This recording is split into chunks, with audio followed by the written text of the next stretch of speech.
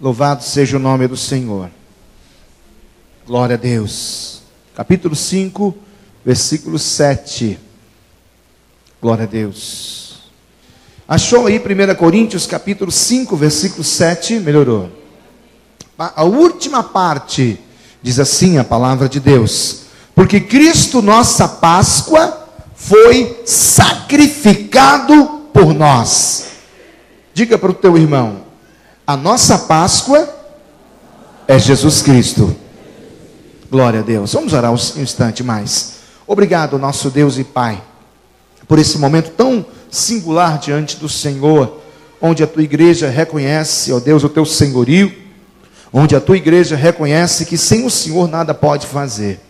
Meu Deus, eu quero pedir a tua bênção sobre cada família, que o Senhor esteja abençoando poderosamente, meu Pai, esteja abençoando de uma maneira aonde todos sejam, meu Deus, impactados pelo poder da tua palavra. Senhor, verdadeiramente cremos assim, que o Senhor é a nossa Páscoa, porque foi o Senhor quem derramou o seu sangue ali, ó Cristo de Deus, mas ressuscitou ao terceiro dia. Se temos vida, é porque o Senhor tem nos dado vida, e vida com abundância. Pai, neutraliza ainda toda ação do inimigo, toda falta de atenção, meu Deus, toda preocupação, toda ingerência do inimigo seja desfeita agora, pelo poder do nome de Jesus Cristo, e que somente o teu nome, ó Senhor, seja propagado neste lugar. Nós oramos em nome de Jesus, e os irmãos digam amém? Amém.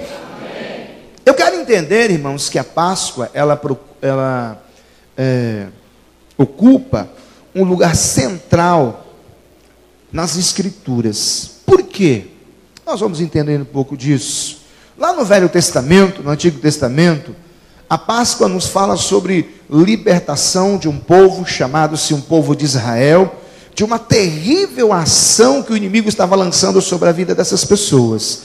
E nós entendemos que Deus, então, pela sua misericórdia, levanta lá no capítulo 12 de Êxodo, você vai entender. É uma história muito bonita, porém muito dramática também. Está registrada na Bíblia, no capítulo 12 de Êxodo. Nós entendemos que Deus levanta, irmãos, ali um homem por nome de Moisés. E, a bem da verdade, queridos, Moisés não queria caminhar, mas Deus foi e insistiu no seu coração, porque é da vontade de Deus, irmãos. Agora, já trazendo para o Novo Testamento, que todos sejam abençoados no poder do nome de Jesus Cristo. Amém? Nós entendemos que no Novo Testamento a Páscoa, irmãos, refere-se ali à morte e à ressurreição de Cristo. Deus, de uma certa maneira, tirou o seu povo do Egito, e com mão muito forte e poderosa, através do sangue do Cordeiro. Deus nos tirou, irmãos, lá do nosso cativeiro, onde nós estávamos por muito tempo em pecado. Pelo poder do sangue, essas algemas foram quebradas. Eu quero entender, irmãos, que a morte do Cordeiro, na Páscoa judaica, era um tipo de morte de Cristo. Porque naquela época, irmãos, o Cordeiro de Deus, que tira o pecado do mundo, nos dias de hoje, naquela época, eles tinham que sacrificar um cordeiro macho de 1 ano, sem nenhuma, irmãos, imperfeição. Ele não poderia ter nenhum tipo de imperfeição. Nós entendemos então, irmãos, que existe livramento para nós nos dias de hoje. E eu quero trazer 4 pensamentos sobre isso. Primeiro, o livramento da morte depende da morte do cordeiro.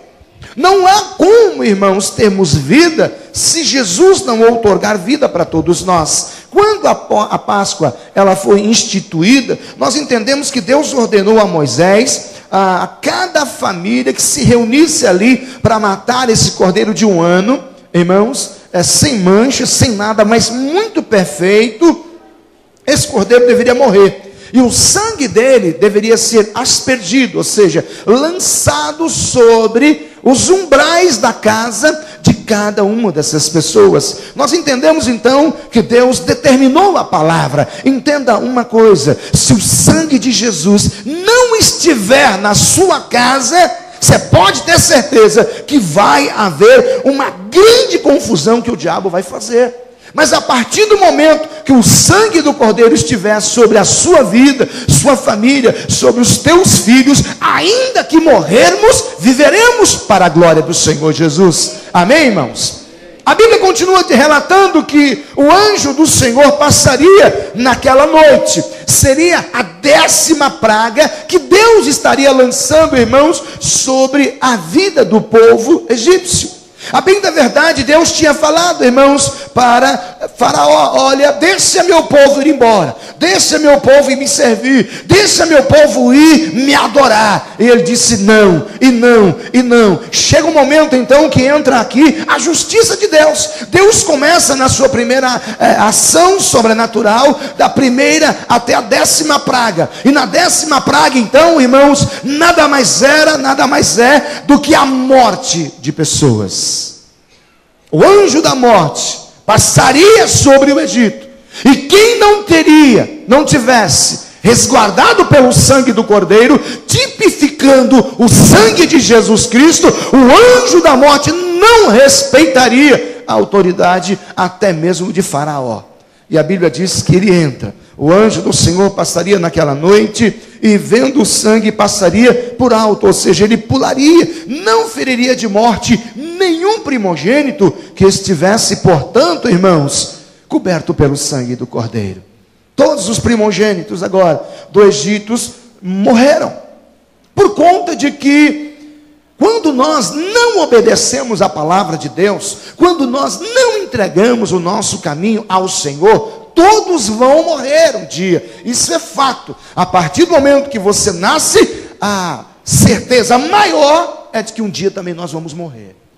E nós entendemos, irmãos, que essas pessoas, aquém da verdade, aquém da obediência, exceto aqueles que estavam debaixo, irmãos, do sangue do Cordeiro, irmãos, morreram. Mas eu quero que vocês entendam algo. Não foi a vida do Cordeiro, não foi a vida do Cordeiro, mas a sua morte que trouxe livramento para os israelitas. A vida de Jesus sobre o nosso meio, irmãos, quando Jesus estava nesta terra, não franquearia ainda a minha entrada e a sua entrada no reino de Deus, porque nós estávamos tomados, minados, irmãos, totalmente amordaçados, cegados pelo pecado. Jesus veio para desfazer essas obras malignas. Jesus veio para fazer exatamente aquilo que o Pai lhe determinou, aleluia. O Cordeiro em si, em vida, não traz vida, mas a partir do momento que ele é imolado, que o seu sangue derrama, o sangue de Jesus nos lava, purifica de todo pecado, aleluia. Você pode aplaudir ele? Aleluia! Glória a Deus. Portanto, irmãos, não foi o Cordeiro em vida, mas o sangue vertido em morte, que trouxe então vida para aquele povo. Nós entendemos que assim também, irmãos, como somos libertos da morte, pela morte de Cristo, ele morreu a nossa morte, para que eu e você pudéssemos ter vida, e vida com abundância. Deus não lhe oferece qualquer tipo de vida. Deus tem vida abundante para você. Deus derramou a sua vida, ele se esvaziou de si mesmo, dos seus próprios desejos, enquanto homem, e se encheu da vontade de Deus, para que o nome do Senhor, Yahvé, viesse a ser glorificado. Todas as vezes que nós morremos para nós mesmos, irmãos, que não mais a nossa vontade vai estar imperando, mas a vontade de Deus, nós podemos ter certeza então, irmãos, que o livramento da morte depende de estarmos debaixo do abrigo do sangue. Nós entendemos, irmãos, que não há como nós nos abrigarmos e concebermos, irmãos, uma garantia de vida, senão pelo livramento da morte. A partir do momento que Jesus derrama seu sangue, nós podemos estar ou não debaixo desse sangue, aleluia. Nós podemos habitar no esconderijo dele, na sombra do Todo-Poderoso. E diz aqui a palavra do Senhor no capítulo 12, versículos 7, 13 e 14. Eu quero ler, você preste bem atenção. E tomarão do sangue, pô-lo-ão em ambas as ombreiras e na verga da porta, nas casas e nas casas em que estiveres. Vendo eu o sangue, passarei por cima de vós, e não haverá entre vós praga da mortandade, quando eu ferir a terra do Egito. E este dia vos será por memória, e celebrá-lo-ei por festa ao Senhor. Nas vossas gerações o celebrarei por estatuto perpétuo. Entenda algo nesta noite, irmãos. Só acontecerá o livramento da minha vida e da sua vida, da minha família e da sua família, a partir do momento que nós nos sujeitarmos a Deus. Quando nós nos sujeitamos a Deus, quando nós nos revestimos do poder de Deus, aí começa a acontecer uma grande obra na área de libertação da parte de Deus. E eu entendo que aqui dentro desses versículos que nós acabamos de ler, a libertação da morte dependeu não apenas, irmãos, da morte do Cordeiro, mas também do sangue aspergido sobre os umbrais da porta, aleluia. Eu e você só podemos ter vida, só podemos ter felicidade a partir do momento que o sangue de Jesus Cristo estiver sobre as nossas vidas. Você pode ter certeza disso. Quando você recebe esse Jesus, aleluia, há uma marca de Deus, aleluia, o sangue de Jesus está sobre você. Me lembrei aqui, Deus me fez lembrar agora, quando eu ainda estava trabalhando na segurança pública, houve um assalto aqui na região da TV Morena, uma casa de um homem muito rico. Ela foi invadida por 5 delinquentes, assaltantes. Isso aconteceu aqui na década de 90. E eles era uma família muito bonita, literalmente em todos os aspectos. Primeiro porque eles eram crentes, e eles tinham uma comunhão muito forte. E eles entraram para levar a caminhonete, e houve um problema que eles tiveram que esperar mais ou menos uns 5 a 10 minutos, mais ou menos de 10 minutos. E um deles disse assim: olha, eu vou lá no quarto, as meninas estão lá no quarto. O casal, ele tinha 2 meninas, o casal estava no banheiro trancado, e as 2 moças, mas muito bonitas mesmo, pensa numa moça bonita, estavam trancadas dentro desse quarto. Presta atenção aqui comigo, eu sei que está calor, mas vamos prestar atenção na palavra de Deus. E aí, irmãos, um desses assaltantes disse: olha, eu vou lá me aproveitar, eu vou me aproveitar de uma daquelas moças. Na mesma hora o Espírito Santo coloca o pai e a mãe dentro do banheiro, em intercessão pela vida das suas filhas. Eles começaram a sentir no coração que um daqueles delinquentes, ou 2, estaria armando uma cilada contra a sexualidade daquelas moças. Eles literalmente queriam estrupá-las. E eles começaram a clamar pelo sangue de Jesus Cristo, e dizendo: Deus, somos nós os teus servos, que leve tudo, mas eu sei que o Senhor vai dar em dobro. Mas a vida que o Senhor deu da minha filha, eu apresentei ao Senhor, ela é tua, mas eu clamo por cura da nossa alma, para que a gente possa crer. Naquele momento ele estava dizendo: olha, para que eu possa crer nessa cura, ou seja, a minha fé precisa estar aguçada. Cobre o quarto da minha filha, aonde elas estiverem, cubra elas com o teu sangue. Não deixe esses delinquentes tocarem sobre a vida das nossas filhas. E eles choraram ali de uma maneira onde soluçaram realmente. 2 rapazes entraram então, 1 ou 2 eu não me lembro, entraram dentro daquele quarto, mandaram elas se despirem, e elas não queriam, e ele deu um tiro dentro do quarto ali, e de repente elas ficaram com muito medo, começaram a tirar a blusa, de uma maneira muito remota, porque estava tremendo de medo. De repente aquele quarto foi tomado por muito sangue. E eles olharam, ficaram atônitos, sem saber o que estaria acontecendo. As meninas estavam todas ensanguentadas. Agora eles estavam vendo essa menina assim, estavam vendo a parede toda ela tomada por sangue, caindo assim, vertendo do alto. O chão lavou-se do sangue, e eles correram para fora e disseram: ei, sujou, a menina, ela está tentando se matar, tem muito sangue lá. E eles foram embora. E aí, irmãos, os pais conseguiram sair, chamaram a polícia, e as meninas também clamaram pelo sangue. Qual é o entendimento daquela família? Nós clamamos pelo sangue de Jesus. O sangue de Jesus estava sobre elas, aleluia. O sangue de Jesus impediu de que eles pudessem fazer alguma coisa contra as minhas filhas. Há poder no sangue de Jesus Cristo, aleluia. Você pode aplaudir a Deus por isso? Aleluia. Queridos, há poder no sangue de Cristo. Essa libertação, irmãos, não depende apenas da morte, mas do sangue do Cordeiro aspergido sobre aquele lugar. Eu e você precisamos estar debaixo desse sangue, do sangue de Cristo, para que nós sejamos salvos pelo seu poder, mediante a sua graça. Diga para o teu irmão: Jesus quer derramar o sangue dele mais ainda no poder da tua palavra na sua vida. Ele quer derramar pelo poder da sua palavra, irmãos. A Bíblia diz que não há remissão, irmãos, de pecados sem derramamento de sangue. Não há como nós vivermos, irmãos, porque o sangue é vida. Não é o sangue de um cordeiro que pode nos purificar do pecado, queridos. Mas entenda, apenas o sangue de Jesus, sangue sem defeito, cordeiro sem defeito, o sangue de Jesus tem poder, amém, irmãos? Por ele, este sangue, pelo poder desse sangue, nós somos remidos, fomos comprados, nós fomos purificados, nós fomos justificados para a glória do Senhor.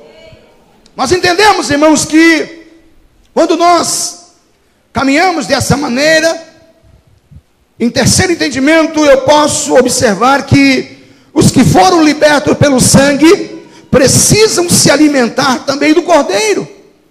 Se nós fomos, irmãos, guardados pelo sangue, a Bíblia diz que lá na Páscoa judaica, eles faziam ali, irmãos, um cordeiro assado, e eles tinham que comer tudo aquele cordeiro.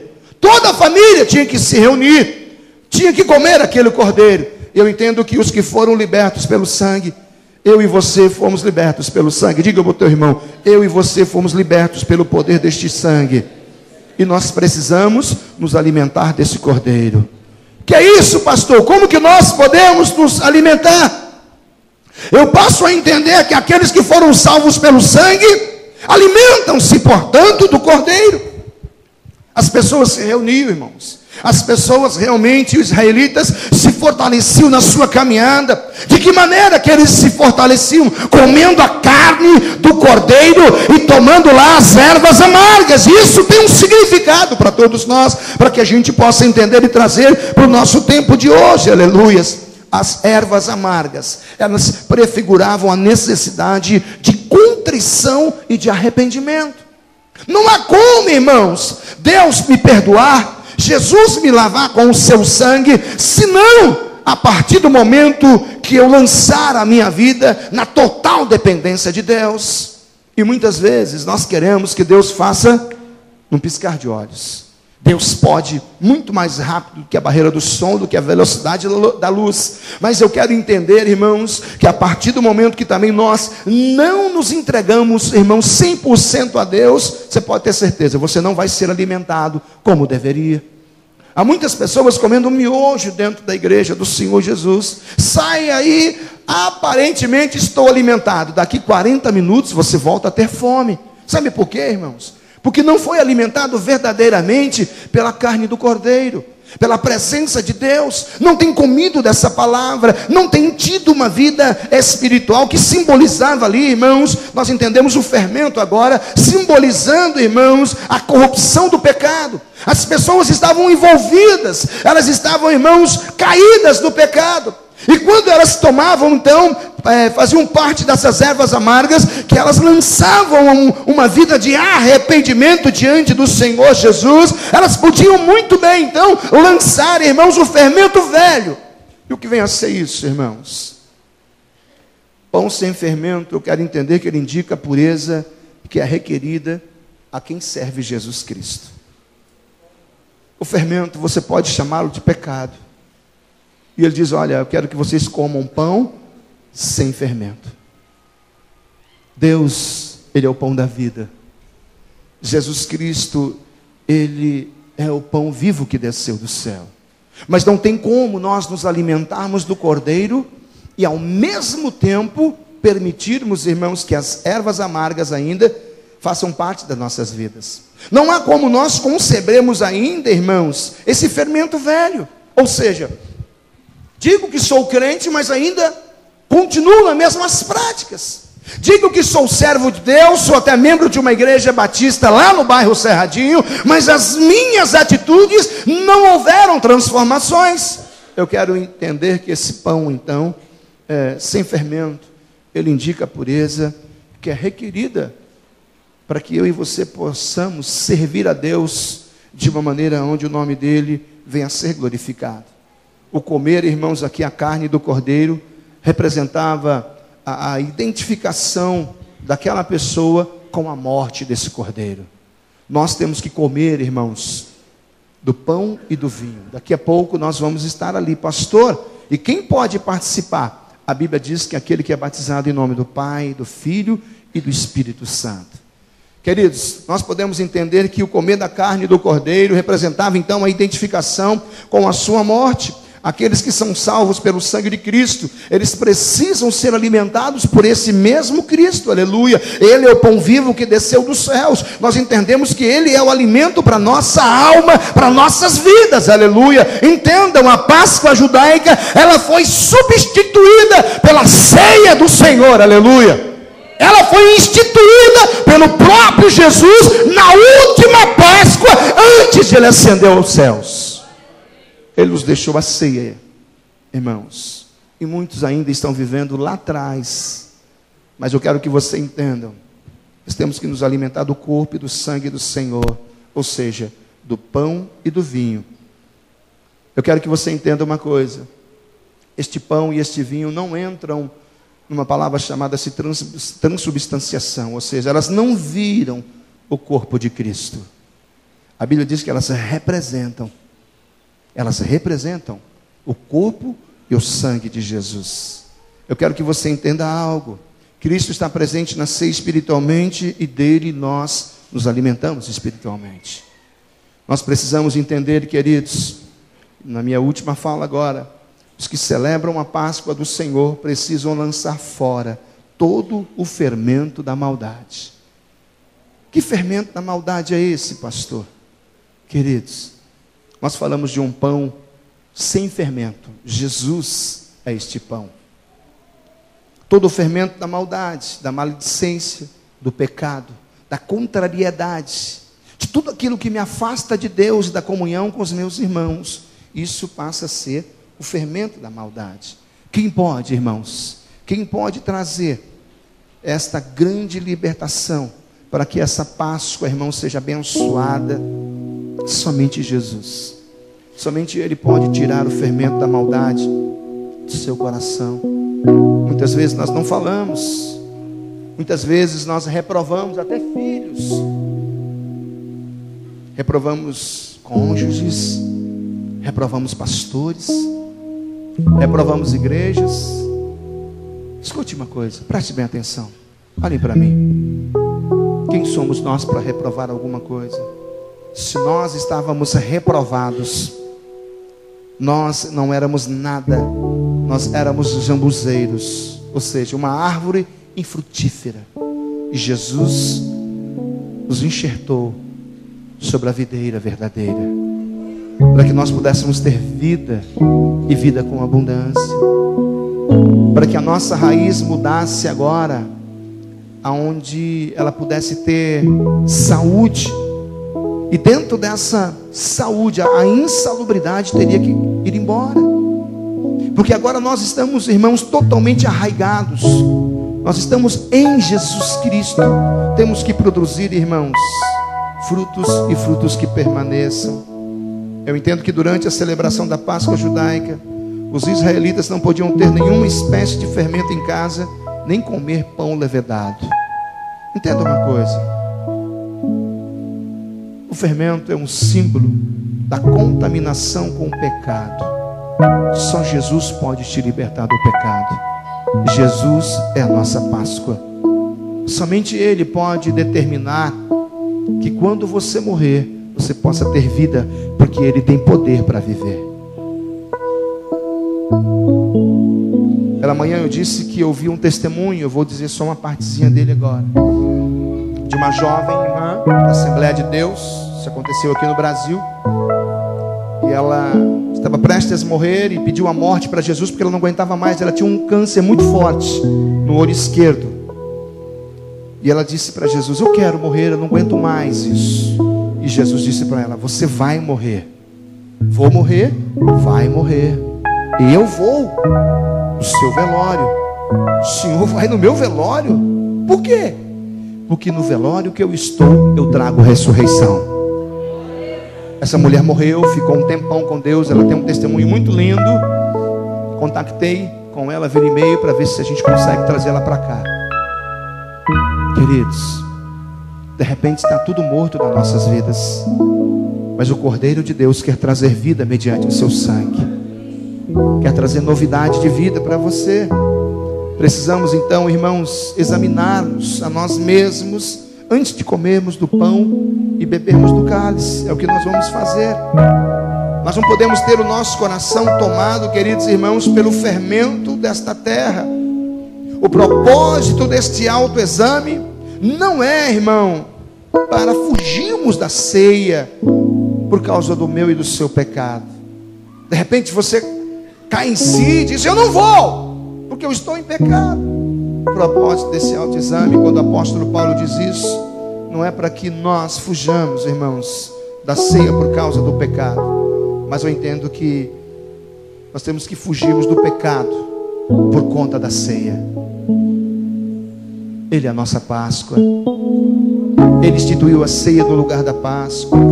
Eu quero concluir a minha palavra que nós não podemos participar, irmãos, dignamente da ceia do Senhor, agasalhando no nosso coração um pecado de estimação. Não há como nós participarmos da ceia agasalhando pecadinhos ou pecadões. Não existe diante de Deus isso. Existem pecados que destroem as nossas vidas. Não podemos participar da ceia dignamente hospedando no coração, irmãos, qualquer sentimento de hostilidade, rancor, raiva, malícia pela vida dos irmãos, de amigos ou de parentes. Quero que você entenda uma coisa: a Igreja Batista Cerradinho, ela precisa ser uma comunidade santa, irmãos, tomada em santidade, tomada em amor, tomada em perdão, antes de ser uma comunidade de celebração. Amém, queridos? Eu quero que vocês coloquem em pé, nós vamos orar por você agora.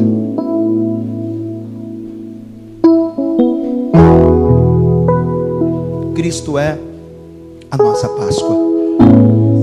Cristo é a nossa Páscoa. Louvado seja o nome do Senhor. Quero que você feche os seus olhos agora. Eu gostaria que ninguém ficasse de olho aberto, que todos pudessem, em nome de Jesus, curvar a sua cabeça. Quero chamar a equipe de louvor já. Curvar a sua cabeça, fechar os seus olhos. E você vai fazer esse autoanálise. Você vai dizer: Senhor, eu quero muito participar da tua ceia. Eu quero muito estar na tua presença. Eu não quero mais agasalhar nenhum tipo de pecado. Eu não quero conceber mais nenhum tipo de reprovação na vida de quem quer que seja. Eu quero viver uma vida, estou vivendo na minha carne, mas eu quero vivê-la na fé do Filho de Deus. Eu quero viver uma vida que seja transbordante da pessoa amada do Senhor Jesus. Comece agora. Comece a fazer um autoexame. Faça um autoexame. Pastor, quem deve ou quem pode participar da ceia do Senhor Jesus? Oxalá se todos nós pudéssemos. Mas a palavra de Deus nos dá um direcionamento, que aqueles que receberam a Cristo como seu único e suficiente Salvador, e que desceram as águas do batismo, que estão em comunhão com a sua igreja e com o seu pastor, com os seus irmãos em Cristo, você é o nosso convidado. Se você é de uma outra igreja evangélica, de uma outra denominação evangélica, você é o nosso convidado a estar ceando conosco. Agora, preste bem atenção, ainda de olhos fechados. Preste bem atenção. Se você já aceitou Jesus, mas não desceu as águas do batismo, não pega do pão e não beba do cálice, porque aquele que come e bebe indignamente, bebe para seu próprio comprometimento, diz a palavra de Deus. Vai ter parte na morte de Cristo. Pastor, eu gostaria muito, você é o nosso convidado, domingo que vem, a estar aqui conosco, escola dominical, para que você possa aprender um pouco mais desse Jesus. E aí, você vai ser batizado, uma grande festa vai acontecer. E Deus então vai lhe trazer condições, vinda dos altos, para que você possa conceber o pão e o vinho do Senhor, que é um suco de uva. Pai de amor, em nome de Jesus, no poder do teu santo nome, nós nos apresentamos mais uma vez em oração a ti. Te peço, meu Deus, perdão por todos os meus pecados. Te peço perdão por todos os pecados, ó Deus, dos meus irmãos. Perdoa, Senhor, o pecado da tua igreja. Lava-nos, ó Pai, com o precioso sangue que foi derramado na cruz. Este sangue que verteu, ó Deus, que nos alcance mais uma vez, e que nos lave, e que nos purifique, para que possamos estar diante do Senhor, limpos de mão e puros de coração, que não entregam as suas almas à vaidade. Senhor, toma em tuas mãos agora cada pessoa que está fazendo este autoanálise. Capacite-a, meu Pai, no nome de Jesus Cristo, para que elas possam, meu Deus, ser aprovadas pelo Senhor a participarem da tua mesa. Senhor, a tua palavra diz que aonde abundou o pecado, superabundou a graça. E é sobre a tua graça, Senhor, e é mediante a tua graça, é pelo revestimento da tua graça, é pela autoridade da tua graça, que nós mais uma vez vamos declarar que o Senhor morreu, mas ressuscitou. Aleluia! Louvado seja o nome do Senhor. Recebe, Deus, as nossas vidas e nos abençoe, em nome de Jesus. E os irmãos digam amém. Aplauda o nome dele, ele está aqui, irmãos. Ele vive, aleluia! Glória a Deus!